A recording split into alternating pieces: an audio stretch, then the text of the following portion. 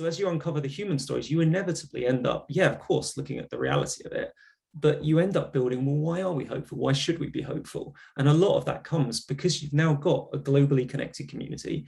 You've got who are seeing what's happening, but are also seeing how much attitudes have changed. Thank you for joining us for this very special BAFTA and YouTube Originals TV Q&A for Seats at the Table, which, as I'm sure you already know, is a really important and engaging new series launching later this month on YouTube. Jack, I'd like to start with you, if that's okay. Can you just take us back to the start, as they say? Where did all this begin and where did you get involved with this project? Where was the start? Well, I suppose for a few years, I've wanted to make something about climate change, something that puts a human face to the climate crisis. I think for a long time, storytelling about climate change has focused more on graphs and numbers and statistics happening in faraway places. And for me, I've always wanted to tell the human story behind those statistics. And it was at the end of last year that Colin came to me and said that YouTube were commissioning a new slate of originals, and they were in particular looking for some in the environmental space. And Silverback is a company that I have long admired. Colin and I have had a chance to work together in the Masai Mara a year prior when David Attenborough was filming A Life on Our Planet, which was like a seminal moment for me to be able to meet Sir David Attenborough. And Silverback seemed like the perfect people to partner with to make this series. And so we spent a sort of few weeks talking about what we would make, and Colin and I, we realized are both just kind of slightly mad and completely optimistic. And so we came up with a bonkers idea to go originally around the world with a chair to literally put a human face on the climate crisis, to go to the sort of front lines of the climate crisis and meet people who are most affected, and also meet people who have come up with amazing solutions. Too often, there's a few voices on this. There's a few ways of communicating it. And of course, the issue with climate change is it affects all of us in every facet of our lives, around every country, and in a myriad of different ways. There can be no one authority figure on climate change. We all experience it in such different ways and in different times. And that's what was really exciting about this. You've got someone like Jack, who's an incredible communicator, who knows a decent amount about climate change. I mean, I know you wouldn't describe yourself as an expert, Jack, but you know way more than the average person, way more.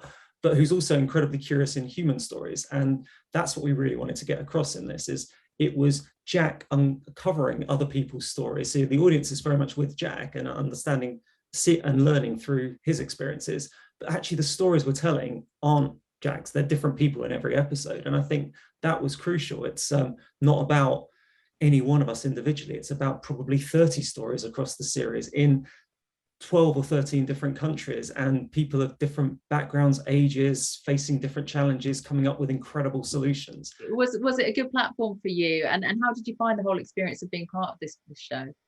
Yeah, I mean, it was amazing. I sort of expected just Jack to rock up with like one person, because I mean, it's in my garden.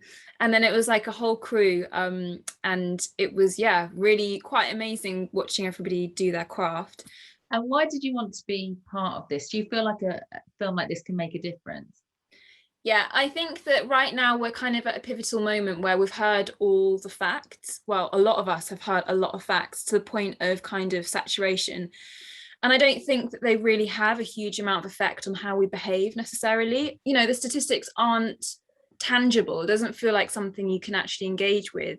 And I think stories like this inspire real action, which is what we need at this stage, really. We know it's happening, so we need to do some things. It's solutions oriented. What regenerative ag really is a kind of holistic approach to growing food in a way that is, generally speaking, focusing on soil health. And by doing that, you're improving the health of the plants, and you're also able to sequester carbon, which is kind of the sort of talk point of it at the moment. And the reason that I think that a lot of people hear about it is that when you farm in this way, you're not just going to be reducing your carbon footprint, but you're actually capturing carbon in the soil. I think particularly with people being interested in gardening since COVID, I think there's more and more interest in understanding food sovereignty in tandem with planetary health. And I think that combination is what makes up regenerative growing. So I think oftentimes people are doing regenerative growing, even on a home scale, don't necessarily know they're doing it, but they're motivated by people care and earth care. Let's say the worst case scenarios predicted in 1989 sadly has become the present day reality. And climate change, what we called back then, has now become the climate crisis. In 2018, for example, the reason why I say climate crisis is because after reading the special report, IPCC special report on global warming of 1.5 degrees Celsius, that was released in October 2018, and the findings was so alarming. I felt like I wasn't doing enough, and it hit me hard that the climate crisis was a humanitarian crisis and we had so much to lose. For example, the Maldives is not only a tiny island nation with over 80% of our islands less than a meter above mean sea level. It's also an island nation which is coral reef ecosystem based. So one of the things that really struck me, why I say it's alarming, is because the IPCC report stated that even with the 1.5 degrees Celsius of warming, 70 to 90% of the coral reefs would be lost. And it says with high confidence. And with the 2 degrees Celsius of warming, it says with very high confidence that greater than 99% of the coral reefs would be lost. And I'm thinking, Maldives, I just can't imagine the Maldives without our coral reefs. And time is ticking and we just don't have, yeah. And despite all of this, I feel very, very grateful, and I really strive to hold on to hope because of all the amazing stuff that you guys, people like you, are doing. And what keeps me going is the amazing change makers across the world who are really trying and striving to bring that transformational change that is so urgently needed. For sure. Luke, let me bring you in from YouTube. It's clear why this is an important program, but why is it important for you at YouTube to support this kind of content, to give someone like Jack a camera crew to go and make something much bigger? I think for a number of reasons. I mean, first and foremost, the reality is that the climate crisis is a situation, a subject that our audience across the world, particularly here in the UK, is deeply engaged in. And so for us to be able to do something that is in tune with our overall company mission of giving people a voice in this kind of really nice silverback produced polished way is very, very exciting to us, and was from the beginning.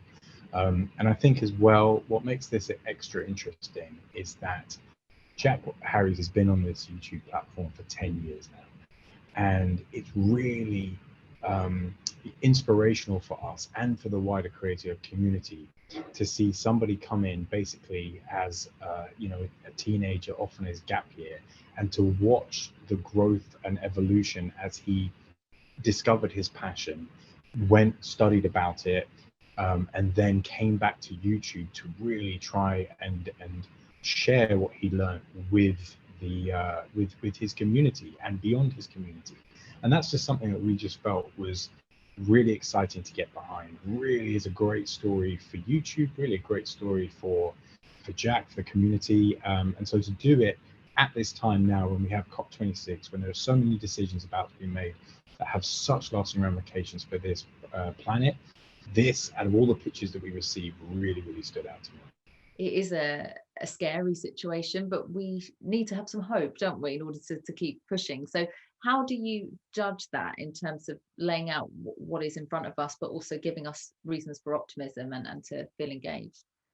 Yeah, it's a great question. It's something we wrestled with from day one. And actually, it ended up coming out from all of the people we ended up talking to, because we set out to tell the human stories, not, as Poppy picked up, not to tell the science and the facts. I mean, hopefully we're always accurate, but it's not about the stats in this. And most of the people we met are like Aisha, they're worried, but they still have hope. And then, so as you uncover the human stories, you inevitably end up, yeah, of course, looking at the reality of it, but you end up building, well, why are we hopeful? Why should we be hopeful? And a lot of that comes because you've now got a globally connected community. You've got who are seeing what's happening, but are also seeing how much attitudes have changed. There's no way, 5-10 years ago, you'd have the same just global concern, even in biggest face of the COVID pandemic, climate change was still one of the biggest issues in the world. And you'd never have had that 5 or 6 years ago. So that hope starts to come through. And of course, humans are like incredible problem solvers, as that's what defines us as a species. So faced with a lot of these challenges, people find interesting, creative ways to try and solve it.